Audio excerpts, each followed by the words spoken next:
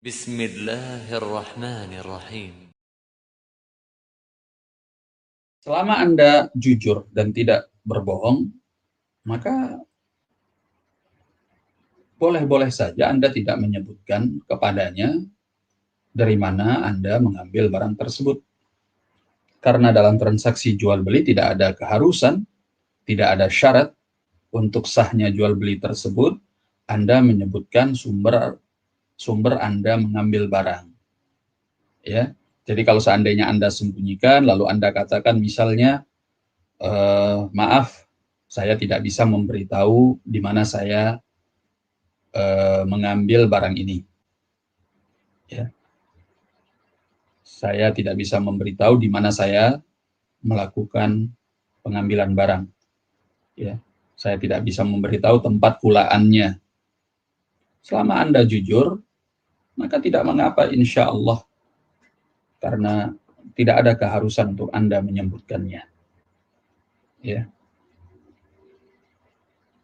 Nabi Shallallahu Alaihi Wasallam menyatakan at-tajirus saduq, seorang pebisnis atau pedagang yang sangat jujur, al-amin, at-tajirus saduqul amin, seorang tajir, pedagang yang jujur dan terpercaya, ma'an nabiyyin was-siddiqin wasyuhada. Mereka nanti akan berada bersama para nabi dan para siddiq, orang-orang yang benar-benar jujur keimanannya, dan juga orang-orang yang mati syahid. Nah, sebagaimana hadis ini dikeluarkan oleh Imam At-Tirmidzi rahimahullah di dalam sunannya. Jadi Anda jujur, nggak ada masalah. Yang jadi masalah apabila Anda berdusta kepada orang itu. Misalnya dia bertanya, di manakah Anda mengambil barang ini? Ya, di mana tempat produksinya, atau di mana Anda kulaan, lalu Anda mengatakan, oh, saya mengambilnya di si fulan, atau di tempat fulani, atau dari pabrik fulani. Anda menyebutkan sumbernya, tapi dusta, bohong, demi untuk menutupi. Ya, Anda nggak enak, kalau Anda merasa nggak enak, kalau Anda nggak ngejawab, nggak memberitahu dia, karena dia pelanggan setia, ya lalu Anda berdusta. Nah, ini yang salah, ini kedustaan yang nggak boleh. Ya, Nabi Sallallahu Alaihi Wasallam dalam hadis Abi Hurairah menyatakan, Iyakum wal kadhib, hindari oleh kalian berdusta, fa inna al kadhiba, iyyaka wal kadhib, hendaklah engkau menghindari kedustaan, fa innal kadhiba yahdi ilal fujur, karena kedustaan itu membawa kepada kejahatan, wal fujura yahdi ilan nar, dan kejahatan itu membawa kepada api neraka Allah. Wala yazalur rajulu yakdzib hatta yuktaba indallahi kadzdzaba. Dan seseorang bila telah terbiasa untuk selalu dusta, dia ditulis di sisi Allah sebagai seorang pendusta. Maka penting sekali untuk Anda jujur, terus terang saja. Kalau Anda ingin memberitahunya, beritahu. Kalau tidak, Anda tidak kepingin beritahu, ya sudah, Anda jujur bahwa Anda tidak bisa memberitahukannya. Itu akan lebih baik daripada Anda berdusta. Dan akan lebih baik lagi kalau seandainya Anda mau memberitahu dengan jujur. Ya. Kemudian kalau seandainya dia berpindah pengambilan, ya biasanya orang yang mengambil ke pabrik atau mengambil kepada distributor besar, dia tidak bisa mengambil barang secara eceran. Ya, pasti dia dipersyaratkan, pasti dia akan diminta untuk mengambil barang secara partai besar juga, karena mereka mempunyai standar untuk penjualan. Oleh karena itu, kalau Anda lihat ini adalah pelanggan yang biasa ngecer, belinya eceran, ya dia nggak akan mungkin menyaingi Anda kalau Anda agen atau Anda distributor, karena dia nggak mungkin juga ngambil seperti Anda. Karena kan dia ngambilnya eceran, satu-satu. Ya. Kalau memang dia juga seorang yang ngambil banyak, mungkin saja dia menjadi pesaing Anda. menjadi agen. Ya. Ya, kalau Anda ingin berbuat baik, Islam itu selalu mengajarkan kita untuk berbuat baik. Ya, menjunjung tinggi nafas al-ihsan. Ya, jiwa untuk berbuat kebajikan kepada orang lain. Kalau seandainya Anda mendapati dia tidak lagi ngambil kepada Anda karena dia ngambil kepada sumber Anda secara langsung, ya paling tidak Anda berpahala.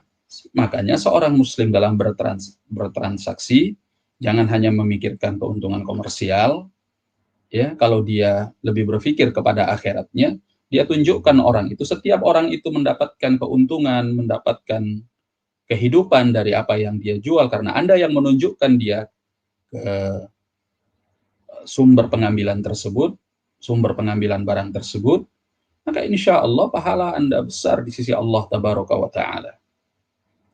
Ya, besar sekali. Sehingga kalau seorang ingin melihatnya dengan kacamata akhirat, dia sebenarnya lebih untung daripada keuntungan dunia. Karena keuntungannya adalah keuntungan akhirat di sisi Allah. Lebih untung daripada keuntungan dunia. Ya. Ma indakum yanfad, kata Allah. Ma wa ma indallahi baq. Apa yang ada di sisi kalian itu akan binasa, dan apa yang ada di sisi Allah itu yang akan kekal abadi selamanya. Ya, wal akhiratu khairun wa abqa. Yang ada di akhirat itu lebih baik dan lebih kekal abadi selamanya. Apalah artinya dunia ini? Kita mau ganti dunia dengan akhirat yang tidak ada bandingannya. Ya, kesenangan dunia yang pasti sirna, kesenangan dunia yang nilainya hanya sedikit, kesenangan dunia yang hanya sementara, kesenangan dunia yang di belakangnya ada kesusahan. Mau kita ganti, ya, kita lebih memilih kesenangan dunia itu dibanding kesenangan akhirat yang kata Nabi, mala ainun ra'at wala udhunun sami'at wala khatara ala qalbil bashar. Kesenangan akhirat, kesenangan surga yang kata Nabi tidak ada tandingannya, tiada tara, yang tidak pernah dilihat oleh mata manusia, tidak pernah didengar oleh telinga manusia, dan bahkan tidak pernah terbetik dalam hati mereka. Sehingga kalau Anda memberitahuan, nggak usah khawatir, Anda telah beruntung dengan keuntungan akhirat. Pahala yang besar di sisi Allah Tabaraka wa Ta'ala. Ya. Dan itulah kenapa Nabi SAW mengingatkan, innallaha katabal ihsana ala kulli syai'. Ya, sungguhnya Allah itu telah menetapkan kebaikan, berbuat baik kepada segala sesuatu.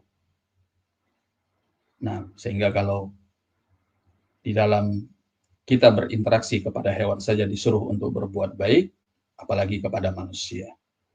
Karena itu akan berpahala besar di sisi Allah Tabaraka wa Ta'ala.